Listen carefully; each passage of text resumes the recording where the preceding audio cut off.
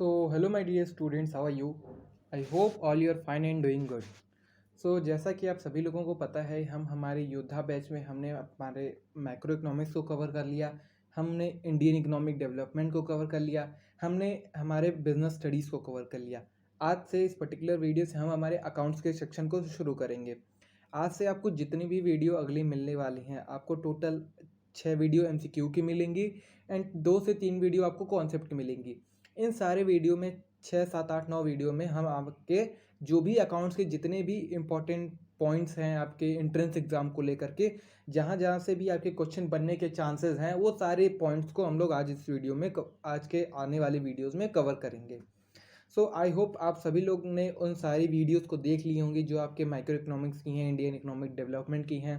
आपको जो video provide की गई हैं बिजनेस स्टडीज़ की, वो सारी वीडियो आप देख चुके हैं तो कोई ठीक है। अगर नहीं देखे हैं तो आप जाके पहले उन वीडियोस को देखिए। उन वीडियो से जो इंपॉर्टेंट क्वेश्चन आपके कराए गए हैं, जो इंपॉर्टेंट MCQ कराए गए हैं, वो सारे MCQs को फॉलो करिए। आपको जो कॉन्सेप्ट में दिक्कत आ रही है, उन कॉन्सेप्ट की वीडियो भी आपको प्रोवाइड की गई है, तो कॉन्सेप्ट की वीडियो भी देखिए। लेकिन कहने का मतलब ये है ओवरऑल कि जो चीज़ें आपकी छूटी हैं, आप पहले उसको कवर करिए, देन आफ्टर आपको जो नई चीज़ें मिल रही हैं उसकी तरफ जाइए। इससे क्या होगा, आप में के अंदर एक कंटिन्यूटी बनी रहेगी एंड जो चीज़ें आपकी मान लीजिए अकाउंट से ही तो आपका पूरा सिलेक्शन हो नहीं जाना है। अकाउंट्स के जितने भी क्वेश्चन मुश्किल से 10-15 क्वेश्चन आएंगे। आप 10-15 क्वेश्चन सही भी कर दोगे तो भी आपका सिलेक्शन पूरी तरीके से हो तो नहीं जाएगा, आपको बाकी चीज़ों पे भी ध्यान देना पड़ेगा। मैं आपको एडवाइस करूंगा आप इकोनॉमिक्स को भी एंड आपके बिजनेस स्टडीज़ को भी इक्वली ध्यान दें जितना आप अकाउंट्स को दे रहे थे। बच्चे काफ़ी डिमांड कर रहे थे कि सर अकाउंट्स कब शुरू करेंगे, अकाउंट्स कब शुरू करेंगे। तो आज से इस वीडियो से हम लोग अपने अकाउंट्स के चैप्टर्स को शुरू करने वाले हैं। जो फर्स्ट चैप्टर जिसका हम लोग MCQ अभी करने वाले हैं वो है हमारा non profit organisation. Basically non profit organisation एक छोटा चैप्टर है। आपके हर साल एंट्रेंस एग्जाम में 2 से 3 क्वेश्चन आपको इस चैप्टर से देखने को मिल जाते हैं। बातें अब काफ़ी ज़्यादा हो गई, हम अपने क्वेश्चंस के सीरीज़ को शुरू करते हैं। फर्स्ट क्वेश्चन आप सभी की स्क्रीन पे दिख रहा होगा, legacy should be treated as, यानी कि विरासत को किस रूप में माना जाता है? A liability, a revenue receipt, a income और नन ऑफ दीज। तो क्वेश्चन आपसे क्या पूछा है कि जो आपकी लेगेसी है उसको किस चीज़ में ट्रीट किया जाता है? लेगेसी को आप क्वेश्चन आपसे क्या पूछ रहा था कि लेगेसी को किस चीज़ से ट्रीट किया जाता है, विरासत किस रूप में माना जाता है? A liability, a revenue received, an income और नन ऑफ दी। तो ऑप्शन नंबर ए है आपका अ लाइबिलिटी, जिसका मतलब देयता होता है। अ रेवेन्यू रिसीव्ड यानी कि राजस्व रसीद। इनकम मतलब आय, आप सभी लोग जानते होंगे। तो आपसे क्वेश्चन क्या पूछा है कि आपकी जो लेगेसी होती है वो क्या होती है? लाइबिलिटी होगा या रेवेन्यू रिसीप्ट होगा या इनकम होगा या क्या होगा? तो आपकी जो लेगेसी होती है उसको क्या ट्रीट किया जाता है? एज अ लाइबिलिटी ट्रीट किया जाता है, यानी कि देयता। आपकी जो लेगेसी होती है उसको कैसे माना जाता है, क्या माना जाता है? उसको लाइबिलिटी माना जाता है। आपको रेवेन्यू रिसीप्ट नहीं माना जाता है, इनकम भी नहीं माना जाता है। आपका जो करेक्ट आंसर है वो ऑप्शन नंबर ए है, यानी कि आपकी जो लेगेसी है उसको किस चीज़ में ट्रीट किया जाता है? लाइबिलिटी के रूप में ट्रीट किया जाता है। आगे बढ़ते हैं क्वेश्चन नंबर 2 की तरफ। क्वेश्चन नंबर 2 क्या कह रहा है? Life membership fees received by a club is shown इन। तो लाइफ मेंबरशिप फीस जो मिल रही है वो किस चीज़ में दिखाई जाएगी? लाइफ मेंबरशिप फीस जो रिसीव्ड हो रही है वो किस चीज़ में दिखाई जाएगी? आपके इनकम एंड एक्सपेंडिचर अकाउंट में दिखाया जाएगा, यानी कि आय और व्यय के अकाउंट में, बैलेंस शीट में दिखाया जाएगा, रिसीट एंड पेमेंट अकाउंट में दिखाया जाएगा, या नन ऑफ दिस में?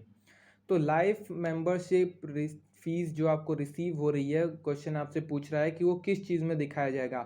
इनकम एक्सपेंडिचर अकाउंट में दिखाया जाएगा, बैलेंस शीट में दिखाया जाएगा, रिसीट एंड पेमेंट अकाउंट में दिखाया जाएगा, या नन ऑफ दीज, इनमें से कोई नहीं? तो आपका जो करेक्ट आंसर है इस क्वेश्चन का वो क्या होगा? इनकम एंड एक्सपेंडिचर अकाउंट होगा। इनकम एक्सपेंडिचर अकाउंट में दिखाया जाता है? नहीं दिखाया जाता है। रिसीट एंड पेमेंट में दिखाया जाता है? नहीं दिखाया जाता है। तो किस में दिखाया जाता है? वो आपके बैलेंस शीट में दिखाया जाता है। आपके कंपनी का जो बैलेंस शीट है उसमें दिखाया जाता है। आपके लाइफ मेंबरशिप अगर आपको रिसीव्ड हो रही है नॉन प्रॉफिट ऑर्गेनाइजेशन में, तो आपके बैलेंस शीट में दिखाई जाएगी। आगे बढ़ते हैं क्वेश्चन नंबर 3 की तरफ। क्वेश्चन नंबर 3 क्या कह रहा है? Payment of honorarium to a secretary treated as. सचिव को मानदेय के भुगतान इस प्रकार माना जाता है। हॉनरोरियम क्या होता है? हॉनरोरियम एक तरह से सम्मान, किसी को किसी चीज़ के लिए सम्मान देना, तो उसको हॉनरोरियम बोलते हैं हम लोग। क्या बोलते हैं? हॉनरोरियम बोलते हैं। तो ऑनरोरियम को क्या दिखाया जाता है? Payment of honorarium is to secretary stated, यानी कि सेक्रेटरी को कोई हम उसके स्वागत सम्मान के लिए जो खर्चे कर रहे हैं, तो उसको क्या दिखाते हैं, उसमें कहाँ दिखाते हैं? कैपिटल एक्सपेंडिचर में दिखाते हैं, रेवेन्यू एक्सपेंडिचर में दिखाते हैं, या इनकम में दिखाते हैं, या कहाँ दिखाते हैं? तो हम लोग इसको कहाँ दिखाते हैं? आपके रेवेन्यू एक्सपेंडिचर में दिखाते हैं। कहाँ दिखाते हैं? रेवेन्यू एक्सपेंडिचर, यानी कि राजस्व व्यय में दिखाते हैं। आगे बढ़ते हैं क्वेश्चन नंबर 4 की तरफ। Receipt and payment account is यानी कि प्राप्ति और भुगतान खाता एक है। कौन सा खाता है? रिसीट एंड पेमेंट अकाउंट क्या होता है? नॉमिनल अकाउंट होगा, रियल अकाउंट होगा, या पर्सनल अकाउंट होगा? कौन सा अकाउंट होगा? आपका जो रिसीट एंड पेमेंट अकाउंट है वो कौन सा अकाउंट होगा? इस पे क्वेश्चन बनते हैं आपके। नेचर ऑफ अकाउंट पे कई सारे क्वेश्चन बनेंगे आपके। तो रिसीट एंड पेमेंट कौन से अकाउंट का नेचर है? किस नेचर का अकाउंट है आपका? पर्सनल अकाउंट है, रियल अकाउंट है, नॉमिनल अकाउंट है, या कौन सा अकाउंट है? रिसीट एंड पेमेंट अकाउंट आपका कौन सा अकाउंट है? पर्सनल अकाउंट है? नहीं। नॉमिनल अकाउंट है? नहीं। तो कौन सा अकाउंट है हमारा? Receipt and payment. Receipt and payment हमारा रियल अकाउंट है। कौन सा है? रिसीट एंड पेमेंट अकाउंट का नेचर कौन सा है? रियल अकाउंट का नेचर है। ठीक है, आगे बढ़ते हैं क्वेश्चन नंबर 5 की तरफ। क्वेश्चन नंबर 5 क्या कह रहा है? यहाँ से पढ़िए। The amount received for sale of old sports material by non profit organisation in shown which of the following, यानी कि एक गैर लाभारी संगठन द्वारा पुरानी खेल सामग्री की बिक्री के लिए प्राप्त राशि को निम्न में से किस में दर्शाया जाएगा? यानी कि कुछ स्पोर्ट्स मटेरियल थे, उसको एक नॉन ऑर्गेनाइजेशन द्वारा सेल कर दिया गया है, तो उससे जो पेमेंट मिल रही है उसको कहाँ पे दिखाया जाएगा? कौन से अकाउंट्स में दिखाया जाएगा? Asset side of balance sheet, यानी कि बैलेंस शीट के संपत्ति पक्ष में दिखाया जाएगा। Debit side of income and expenditure account, यानी कि आय और व्यय खाते के डेबिट पक्ष में दिखाया जाएगा। ऑप्शन नंबर 3 है आपका credit side of income and expenditure account, यानी कि आय और व्यय खाते की क्रेडिट पक्ष में दिखाया जाएगा। या liability side of balance sheet, यानी कि बैलेंस शीट के देयता पक्ष में दिखाया जाएगा। तो क्वेश्चन आपसे क्या पूछा है कि एक ओल्ड स्पोर्ट्स मटेरियल है, किसी नॉन प्रॉफिट ऑर्गेनाइजेशन द्वारा उसको सेल कर दिया गया है, तो उससे जो प्राप्त आपको अमाउंट है, प्राप्त राशि है, रिसीव्ड अमाउंट है, वो कौन से अकाउंट में दिखाया जाएगा? किस साइड दिखाया जाएगा? आपके ऑप्शंस क्या क्या थे? Asset side of balance sheet, debit side of income and expenditure account, credit side of income and expenditure account, या liability side of balance sheet. It mean balance sheet की संपत्ति पक्ष में दिखाया जाएगा, आय और व्यय खाते का डेबिट पक्ष में दिखाया जाएगा, या आय और व्यय खाते के क्रेडिट पक्ष में दिखाया जाएगा, या बैलेंस शीट के देयता पक्ष में दिखाया जाएगा। तो इसका जो करेक्ट आंसर है वो है आपका credit side of income and expenditure account, यानी कि आय और व्यय खाते के क्रेडिट पक्ष में दिखाया जाएगा।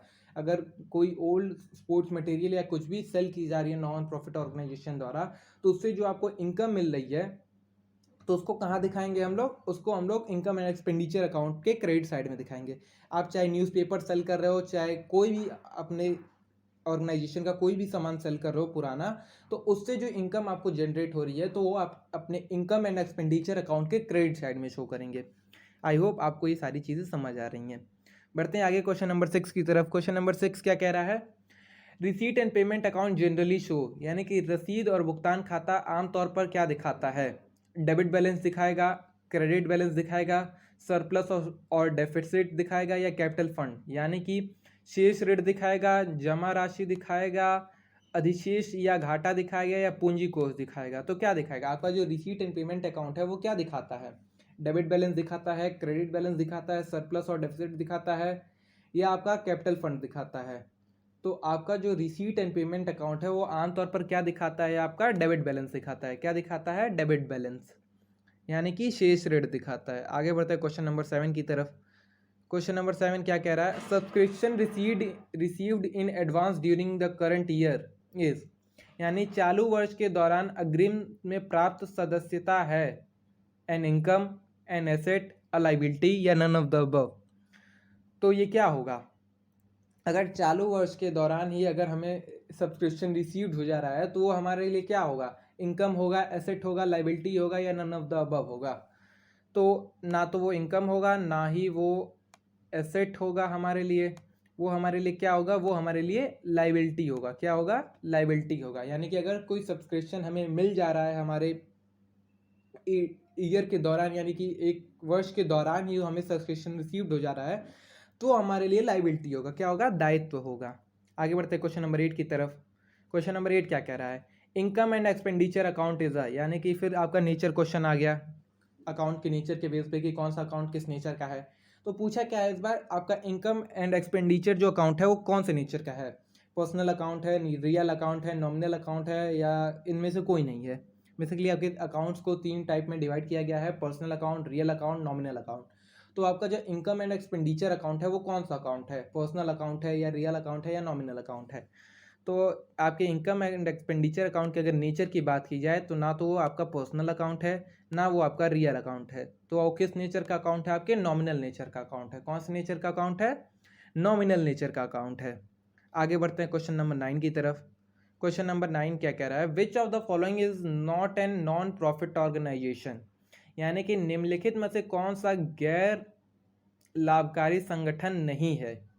तो आपके ऑप्शंस हैं, कॉलेज है, आपका स्पोर्ट्स क्लब है, हॉस्पिटल है, आपका मारुति उद्योग है। तो ये कुछ ऑप्शंस दिए हैं, आपसे पूछा है इनमें से कौन सा है जो आपका नॉन प्रॉफिट ऑर्गेनाइजेशन नहीं है।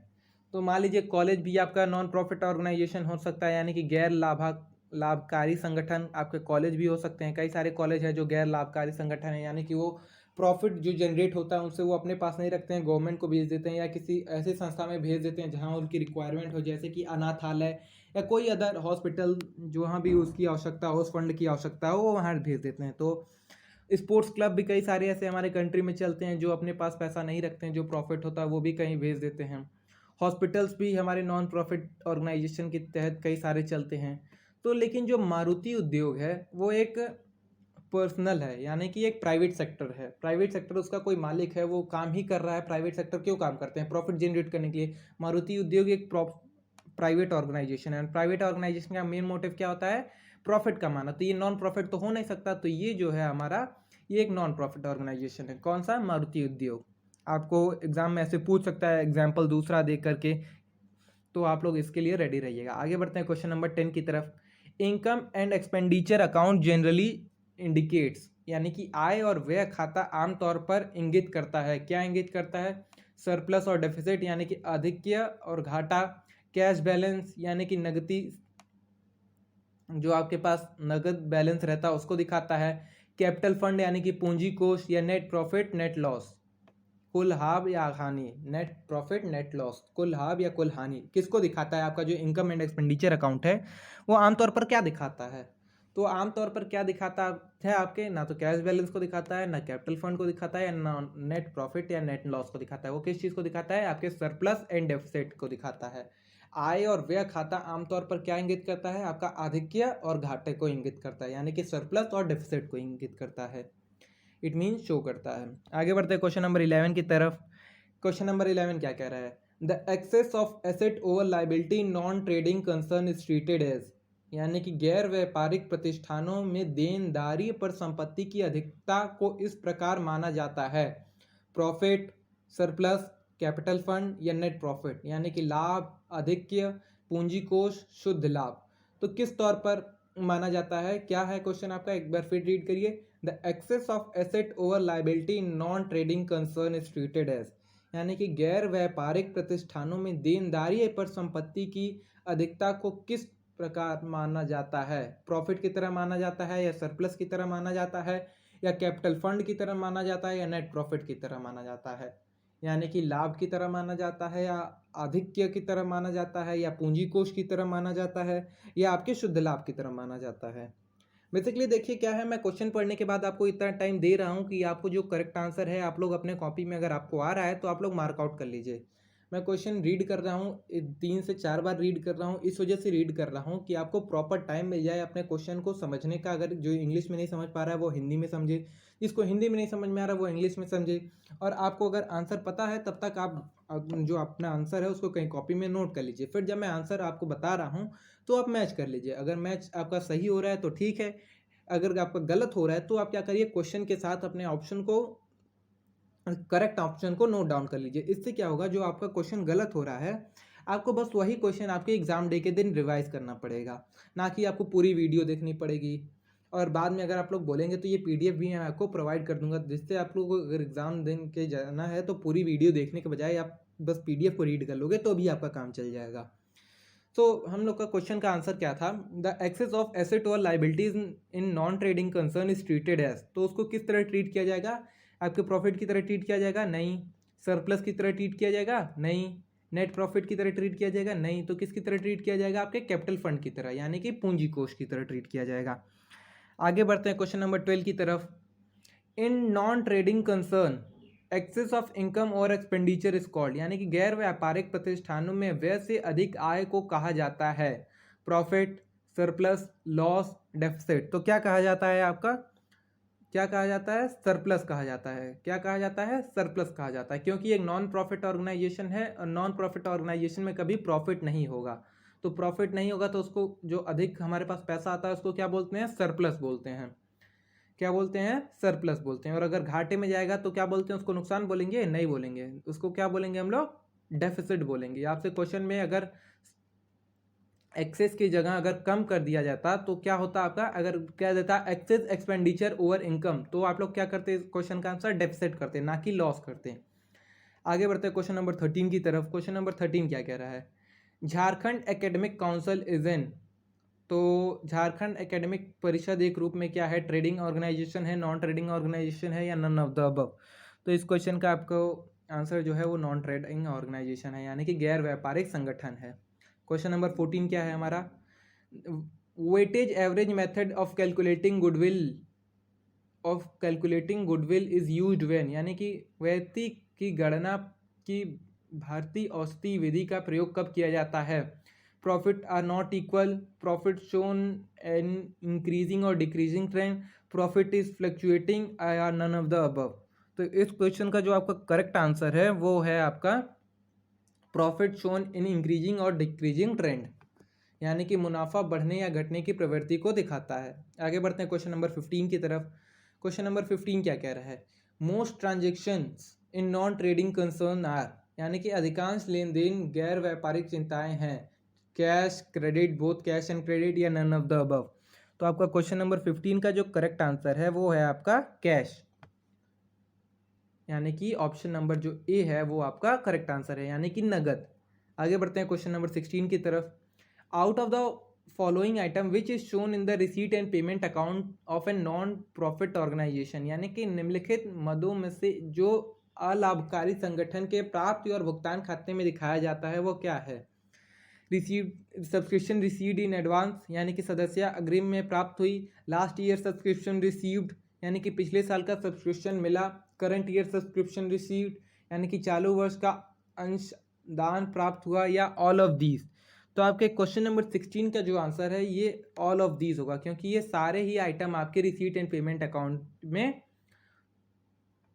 Sorry which of the following is shown in the receipt and payment account for a not for, हाँ, तो ये सारे ही आपके जो हैं आपके रिसीट एंड पेमेंट अकाउंट में दिखाए जाते हैं। तो इस वजह से इसका आंसर आपकी क्वेश्चन नंबर 16 का आंसर है ऑल ऑफ द अबव।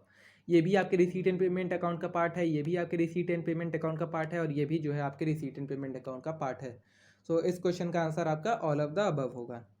आगे बढ़ते हैं क्वेश्चन नंबर 17 की तरफ।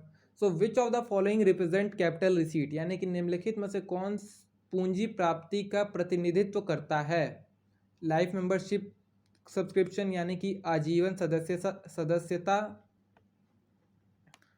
लाइफ मेंबरशिप आजीवन सदस्यता सब्सक्रिप्शन मिल रहा है, डोनेशन है आपका, सब्सक्रिप्शन है, अंशदान, सब्सक्रिप्शन को क्या बोलते हैं हिंदी में, अंशदान, यहाँ पे आप लोग का अंशदान होगा, इसको यहाँ पे रिप्लेस कर लीजिएगा, ठीक है। और इंटरेस्ट ऑन इन्वेस्टमेंट, तो आपका विच of the following represent capital receipt, capital receipt को इसमें से क्या कौन सा जो चीज़ है वो दर्शा रहा है, तो आपकी कैपिटल रिसीट को क्या दर्शाता है, आपका डोनेशन दर्शाता है, रिप्रेजेंट करता है, नहीं, सब्सक्रिप्शन नहीं, इंटरेस्ट ऑन इन्वेस्टमेंट नहीं, तो क्या आपको रिप्रेजेंट करता है आपके कैपिटल रिसीट को, जो लाइफ मेंबरशिप फीस है वो आपके कैपिटल रिसीट का पार्ट है, दैट्स वाई ये आपके यहाँ पे कैपिटल रिसीट को रिप्रेजेंट कर रहा है।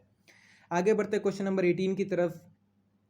क्वेश्चन नंबर 18 क्या कह रहा है, amount received for a sale of grass by a club should be treated as, यानी कि एक क्लब द्वारा घास की बिक्री से प्राप्त राशि को इस प्रकार माना जाता है, capital receipt, revenue receipt, asset, या अर्न इनकम। तो अगर घास बेचने से एक क्लब को कुछ फ़ायदा हो रहा है तो क्या माना जाएगा? कैपिटल रिसीट माना जाएगा, आपका रेवेन्यू रिसीट माना जाएगा, एसेट माना जाएगा या अर्न्ड इनकम माना जाएगा? यानी कि पूंजी रसीद, राजस्व रसीद, संपत्ति या अर्जित हुए आय, तो उसको क्या ट्रीट किया जाएगा? उसको रेवेन्यू रिसीट माना जाएगा। क्या माना जाएगा? रेवेन्यू रिसीट माना जाएगा। आगे बढ़ते हैं क्वेश्चन नंबर 19 की तरफ। If a general donation of a smaller amount is received by a school, then donation will be shown in, यानी यदि किसी विद्यालय द्वारा कम राशि का सामान्य दान प्राप्त किया जाता है तो दान निम्न में दिखाया जाएगा। एसेट साइड यानी कि संपत्ति पक्ष में दिखाया जाएगा, debit side of receipt and payment account यानी कि रसीद और भुगतान खाते की डेबिट पक्ष में दिखाया जाएगा, या credit side of receipt and payment account यानी कि रसीद और भुगतान खाते के क्रेडिट पक्ष में दिखाया जाएगा, या यहाँ पे एक ऑप्शन होगा नन ऑफ द अबव, आपका फोर्थ ऑप्शन होगा आपका नन ऑफ द अबव। तो कहाँ दिखाया जाएगा? जो अगर आपका जो कोई स्मॉल पेमेंट मिल रहा है किसी स्कूल को एज अ डोनेशन, तो वो कहाँ दिखाया जाएगा? एसेट साइड में दिखाया जाएगा, डेबिट साइड में दिखाया जाएगा, क्रेडिट साइड में दिखाया जाएगा। तो आपके इनकम एंड एक्सपेंडिचर अकाउंट के रिसीट एंड पेमेंट अकाउंट के डेबिट साइड में दिखाया जाएगा। कहाँ दिखाया जाएगा? आपके रिसीट एंड पेमेंट अकाउंट के डेबिट साइड में, यानी कि रसीद और भुगतान खाते के डेबिट पक्ष में दिखाया जाएगा। आगे बढ़ते हैं क्वेश्चन नंबर 20 की तरफ। क्वेश्चन नंबर 20 क्या कह रहा है? क्वेश्चन नंबर 20 कह रहा है, out of the following item which one is shown in the receipt and payment account of a non profit organisation, यानी कि बिलिंद मदों में से किस अलाभकारी संगठन के प्राप्ति और भुगतान खाते में दर्शाया जाता है? तो ये आपके ऑप्शंस दिए हैं। आपसे पूछा है कि इनमें से कौन सा है जो आपके income receipt and payment account में दिखा, आपके नॉन प्रॉफिट ऑर्गेनाइजेशन के रिसीट एंड पेमेंट अकाउंट में दिखाया जाता है। तो आपका एक्यूड इनकम यानी कि उपार्जित सदस्यता भी आपकी रिसीट एंड पेमेंट अकाउंट में दिखाई जाती है आपके नॉन प्रॉफिट ऑर्गेनाइजेशन के। ये नहीं दिखाई जाती है आपकी रिसीट, एक्यूड इनकम भी नहीं दिखाई जाती है। आपकी जो आउटस्टैंडिंग सैलरी है ये भी आपके रिसीट एंड पेमेंट अकाउंट का पार्ट नहीं है, ये भी नहीं दिखाई जाती है। जो डेप्रिसिएशन है ये भी आपके इनकम एंड एक्सपेंडिचर अकाउंट का पार्ट है। ये जो तीनों ऑप्शन आपके दिए हैं इनमें से कोई आपका ऐसा नहीं है जो आपके रिसीट एंड पेमेंट अकाउंट में दिखाया जाता है। तो इस क्वेश्चन का आंसर क्या होगा? आपका नन ऑफ दीज होगा, यानी कि जिस क्वेश्चन का जो करेक्ट आंसर है वो आपका ऑप्शन नंबर डी है, यानी कि नन ऑफ दीज। ये तीनों ही जो ऑप्शन है वो आपके रिसीट एंड पेमेंट अकाउंट के पार्ट नहीं है। आगे बढ़ते हैं क्वेश्चन नंबर 20 की तरफ। Donation received for a special purpose, यानी किसी स्पेशल पर्पज के लिए आपको डोनेशन प्राप्त हुआ है तो उसको आप कहाँ दिखाएंगे? Should be treated to a separate account and shown in balance sheet, यानी कि एक अलग खाते में क्रेडिट किया जाएगा और बैलेंस शीट में दिखाया जाएगा। ऑप्शन नंबर बी आपका shown in the asset side of balance sheet, यानी कि बैलेंस शीट की संपत्ति पक्ष में दिखाया जाना चाहिए। ऑप्शन नंबर सी कह रहा है should be credited to income and expenditure account, यानी कि आय और व्यय खाते में जमा किया जाना चाहिए, या नन ऑफ दीज। तो इस क्वेश्चन का आपका करेक्ट आंसर क्या होगा? यदि आपको डोनेशन किसी एक स्पेसिफिक पर्पस के लिए मिल रहा है तो उसको आप कहाँ दिखाएंगे? तो उसको आप एक सेपरेट अकाउंट में दिखाएंगे और उसको आप बैलेंस शीट में दिखाएंगे, यानी कि ऑप्शन नंबर जो ए है वो आपका करेक्ट है, यानी कि एक अलग खाते में क्रेडिट किया जाना चाहिए और बैलेंस शीट में उसको दर्शाना चाहिए। आपके नॉन प्रॉफिट ऑर्गेनाइजेशन का जो मोस्ट इम्पॉर्टेंट एमसीक्यू था जो आपके एंट्रेंस एग्जाम में आ सकता है, उन सारे एमसीक्यूज को हमने कवर किया। आई होप आपको ये वीडियो पसंद आई होगी और आपको जो भी क्वेश्चन मैंने कराए वो सारे समझ आए होंगे। तो थैंक यू सो मच।